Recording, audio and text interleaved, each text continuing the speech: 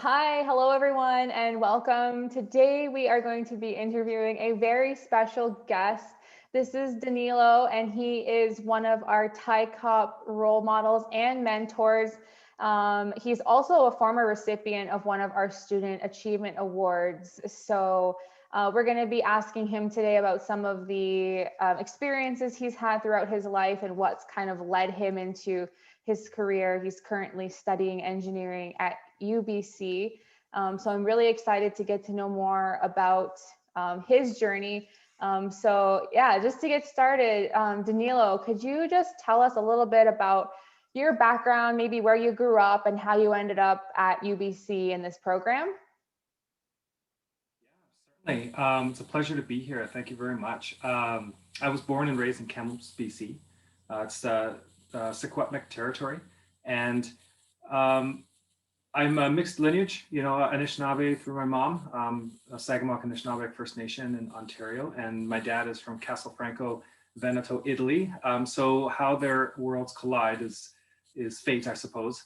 I grew up largely in a European Canadian background, and it wasn't until my mom got her status back, because she married a non-Indigenous person, that we started, like my family, my siblings started to kind of discover our Indigenous lineage kind of independently. And then as a young man, essentially, I reached out to the community in a much more meaningful way, and as far as what's brought me to education, I did a degree out of high school, kind of like what most people think is conventional, right? So I did a degree in physics, and then worked in the family business, which was masonry. So that wasn't a real logical transition from academics into the trades, but it made sense at the time, and being a close family, it was a good choice at the time. Now, of course, I always wondered, like, how can I use my scientific background in a way that was meaningful? And because I worked with engineers frequently on jobs, I always thought about the science that they were applying, and I always kind of thought, like, gee whiz, this is something I would like to do. Now that took time to discover, and it also took time to make sure it worked with my life. Now, I was married with a daughter when I decided to go back to school. And so it wasn't an easy decision. And my band helped me, we saved money. We had to get all these things in line. And these are some of the things that as a mature student, you kind of have to do when you don't necessarily have these constraints as a young scholar. So we did make the leap, which meant moving from Kamloops to Vancouver. And I studied civil engineering. And then I finished the undergrad and went right into a master's, which is what I'm doing right now. I'm halfway through, and I'm working in industry as well for a consulting firm within their Indigenous communities practice group, which means that we deliver, infrastructure and planning services specifically for Indigenous communities, which is amazing because I feel like I'm giving back. And my research is in this area as well. So I'm also expanding kind of the body of knowledge in project delivery. So by being in civil engineering, I'm connecting my construction background with education. And then now that I'm working in industry, it's kind of full circle. That's amazing. I feel like that's one of the things too that a lot of times many youth don't realize how interconnected all of these different technical careers are. I think that's kind of something I mentioned during our last interview, was that if you're an engineer, you have to work a lot with like architects and things like that. Like there's so many different interconnections between these careers. So that's pretty exciting. I guess I wanted to ask you just a little bit, if you could tell us a bit more about specifically what civil engineering is. I'm still kind of learning myself the difference between kind of these different specializations. So what does a civil engineer do? Okay, I get this question all the time because it's a common phrase. There's lots of civil engineers because we do a lot of different things. And then people generally branch into specialties within civil. So some people like to break down civil engineering, this is really crude, but to vertical and horizontal. So vertical would be your buildings, and in some ways it's also bridges. And then horizontal would be like maybe some other infrastructure like stormwater, fresh water, drinking water, sewage, pipelines for resources. So civil is kind of about the built environment, and that's another way of defining it. Now, of course, like we really interact. A building does not go up purely with a bunch of civil engineers around a table. So Chelsea, your point about like teams and multidisciplinary collaborations is integral to every project, and in civil engineering, maybe even more so, because these areas that to realize a bridge, for an example, which is a very classic thing that people think of civil engineers doing. And oftentimes civil engineers have to tell people, no, I don't build bridges, because it's almost a cliche that, you know, as a civil engineer, you build buildings or bridges. But all the different technical contributions that go into building a bridge is astounding, right? You know, we drill, we pound piles into the ground, or we auger them in. That takes geotechnical engineers, which is part of civil engineering as well. And then, of course, you have all the material scientists who design specifically the composition of the concrete, or they select the steel grade. There's all sorts of coatings on these bridges so that they don't deteriorate very fast. So all the layers are definitely integral to making a successful project. Civil engineering includes, so in a nutshell, you know, treatment of water, the delivery of water, the removal of wastes, of course, and then built structures as well. So like your buildings, your underground tunnels, and then of course, geotechnical engineers which are part of civil, you know, they can get quite far removed. So a structural engineer who specializes in, say, designing a skyscraper to mitigate the effects of like an earthquake, you know, they're very different tool sets compared to the environmental engineer, who also would in some cases consider themselves a civil engineer. So you have people in hip waders who are looking at the environment and doing an assessment. And then you also have the people who are using complex computer modeling to simulate the ground acceleration due to an earthquake. So it's a huge field, civil engineering. And of course, Chelsea, you mentioned that there's engineering is broken into not just civil, but, you know, you got mechanical and physics, chemical. It's just, there are so many opportunities. It is mind-blowing. And that's why most programs you enter into, you do a common first year. And this was the case for me, and I know a lot of other universities is the same, where all engineering students do a core first year. And you're doing a lot of your pure sciences, and you're doing some design, and you're really just getting a sense of where you fit. And then oftentimes you go through a selection process, or like a choosing process to go where you want to go, whether you're, you know, chemical engineering or materials or civil or mining or whatever. So you do get a chance. So if it seems overwhelming, you don't have to choose your first day of school what the rest of your life will look like.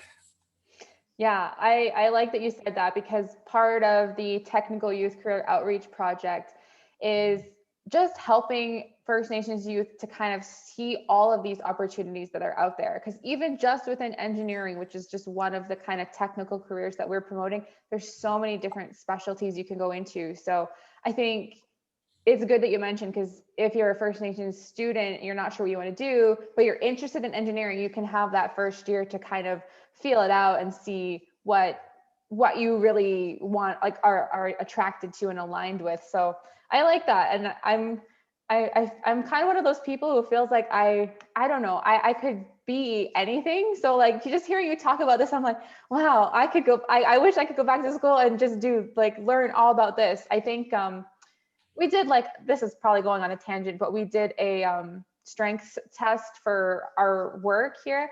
And my second strength was learner. So that means that I love to learn. So just hearing you talk about it has excited me to kind of like dig a little bit further into engineering. I guess my next question for you is kind of going back to kind of your upbringing. You mentioned that your mom is First Nations, and your dad was not. I guess my question is kind of, how has your Indigenous culture or heritage, has that played a role at all in how you look at your career choice in civil engineering? Are there any influences that kind of led you to that are coming from that Indigenous background, or just what are your thoughts, I guess? I'm glad you asked, because this is something I'm really passionate about. And if you were to ask me as a 17-year-old grade 12 graduate, and and looking back at who I was and everything at the time, I probably wouldn't have had the same answer. Well, I know I wouldn't have had the same answer, but I guess being older now, and then also having a daughter, and like my daughter and I, we're learning Anishinaabe together.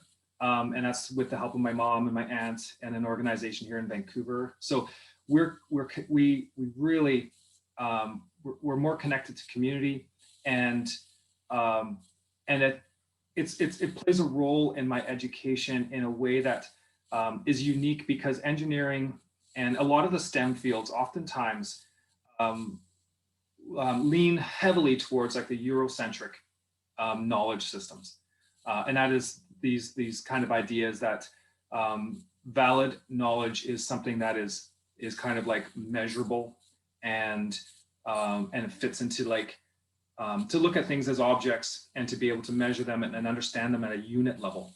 And of course, that's not necessarily like, I mean, there's not to kind of pan-indigenize ways of knowing, but in a real general sense, like many of our cultures look at things in a more relational way, and look at the interconnections, and also how we transfer knowledge. So a lot like our language, Anishinaabe is we are oftentimes trying to find spellings for stuff because it wasn't a written language, right?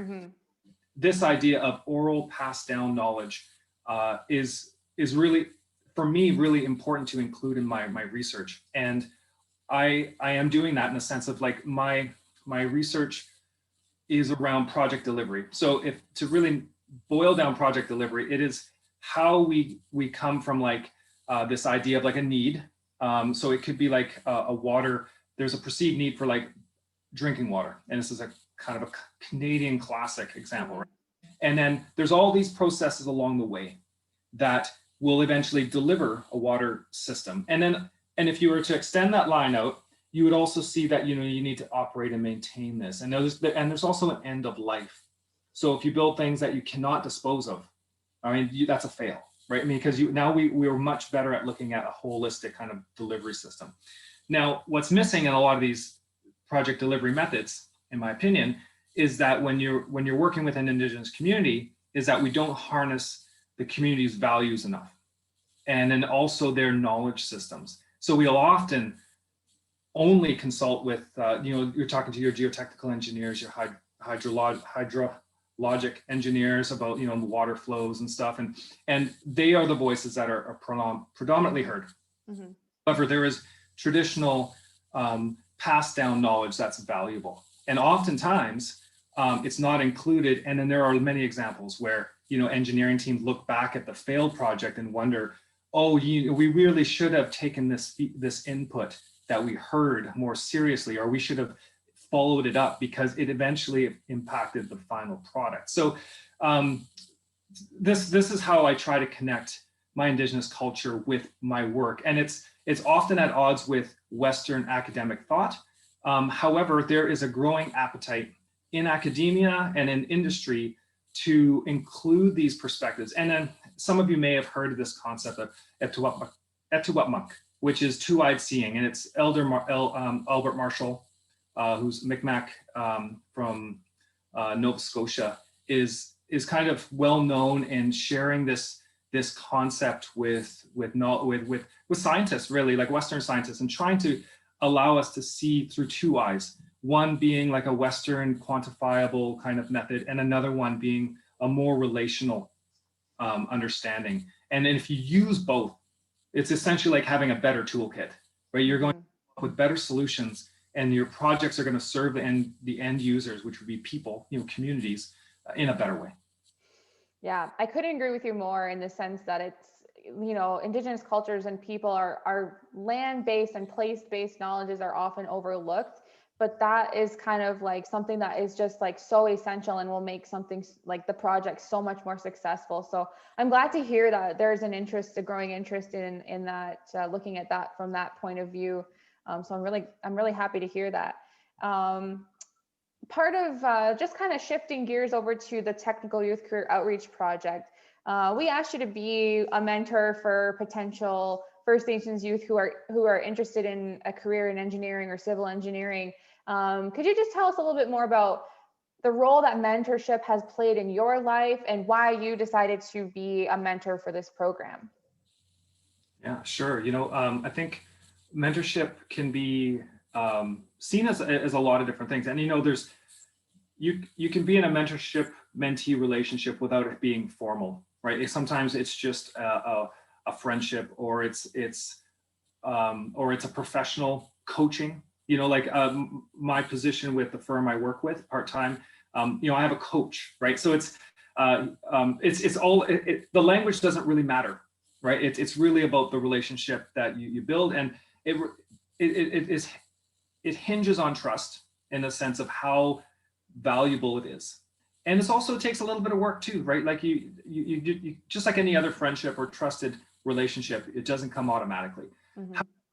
When you do have a relationship with someone with experience and someone who genuinely is interested in your success, then you get these very relevant insights into decisions you have to make, or even just when you find things hard, because we all do. There'll be bumps in the road, and it's invaluable to have people who are more experienced than you, who can just give you honest feedback. Sometimes it's a pat on the back, and sometimes it's a reminder just to dig in and get the work done, or just to work harder. And then sometimes it's just critical insights about, like, opportunities you may be trying to decide about. Maybe it's which field, maybe it's a decision whether to go into industry right out after university or to do more schooling. But sometimes you just don't know these things, and you have to be willing to allow people to share their experience. And for me, that I've had a couple really valuable mentors over my especially my academic career. And one is still my research advisor. She's also I also work for her kind of within the Faculty of Applied Sciences in indigenization and decolonization initiatives. And it was very much a teacher-student relationship at first, and then it became a collaboration at many points, and now it's a friendship. Mm-hmm. And this mentorship is just going to be, we've never called it a mentorship. Mm-hmm. But we've always recognized it as a relationship that's growing. And then and now it's really gratifying, actually, to now be able to speak about things on an equal level playing field, where, like I said, it started out very hierarchical. Like, she was a teacher, I was a student. And then when I started doing research with her, that slowly over time, we developed trust and a relationship. And now, I wouldn't call her my supervisor unless I'm in a very academic sense. Like, she's just a friend now. Right. And it's that mutually beneficial relationship as well, right? Like, I think the mentor, if you want to formalize it and call them a mentor, often gets as much out of it as the person being mentored. So I think that is, like, to me at least, a really interesting part. And I'm not sure if that's kind of one of the reasons why you wanted to kind of pass it on and maybe be there as a person that First Nations youth can lean on for advice, because you've been through school, you've already kind of been in that path.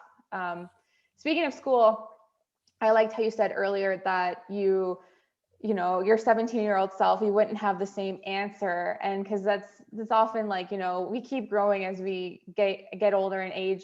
What would you say, or what advice would you give to a First Nations youth who was in that same position, who wasn't sure what career path they wanted to take, or whether even like post-secondary would be the right option for them? What advice would you have for First Nations youth in that position?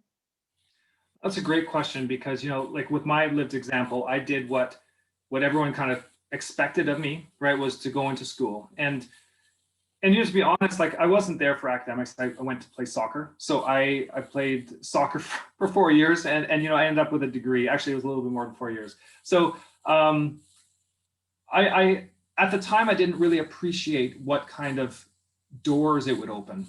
And which is probably why I was quite content to, like, after school was done, I did a couple of jobs and I returned to the family business and worked as a contractor. That was totally fine. And it wasn't until, sometimes it takes people like me maybe to get it through my head. Like, there's there's opportunities, and there's long-term benefits. And this doesn't sound very sexy to young people because it's like, long-term, right? Yeah. But really, when you find your field, and I really believe that if I had gone to a school that had engineering, and if I had taken engineering right out of high school, I would have gone straight into engineering, right? Like that would have been my home. I was in a program that I found interesting, but it wasn't like my passion. So when I didn't find exactly what I wanted to do after university, it was easy to just do other things. And I think that's a normal kind of feeling. And so I would recommend to people to definitely look into different fields. Participating in a mentorship program is great because it's an easy access to talk to people like myself who can share kind of a deeper insight into industries that you wouldn't necessarily otherwise have.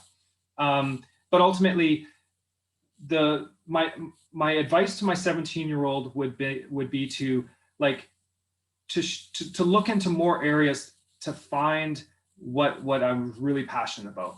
And if I had done that, like I said, I'm confident I wouldn't have kind of just done different jobs until I kind of came around full circle. I would have probably went straight in and then just started working. I would have found that, just as I'm really passionate about now, that part of me wouldn't have changed. I just didn't see it at the time. Yeah, that's great advice. And I couldn't agree with you more, for sure.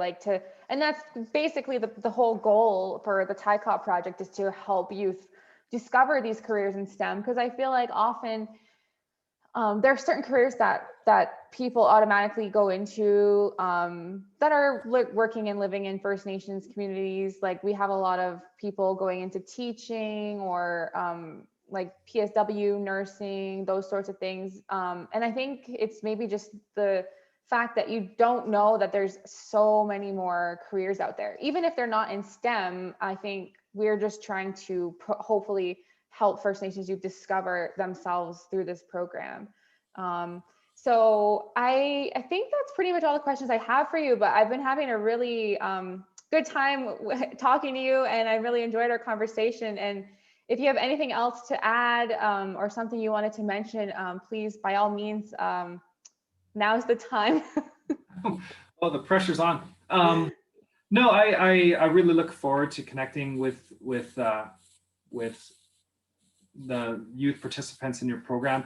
I do a lot of outreach, like STEM outreach, with mostly younger kids. So because I just love, I think kids, no matter what their age, can relate to engineering principles because they do it, right? If they're in the sandbox at a young age and they're like digging a tunnel and it collapses, they're talking about geotechnical engineering, right? So this summer I have a few different programs that I'm involved with doing different activities, and one of them is this bridge design challenge, where I've got the very specific criteria that they have to follow, and then there's an economic component. So I don't know how we got talking about this, but I really look forward to connecting with the students because I too don't really care if my mentee goes into civil engineering. I really just hope that they learn a little bit from me, and that I'll learn from them, and that this kind of relationship, this interaction, like you said, mutually beneficial, both parties kind of come out ahead. Mm-hmm.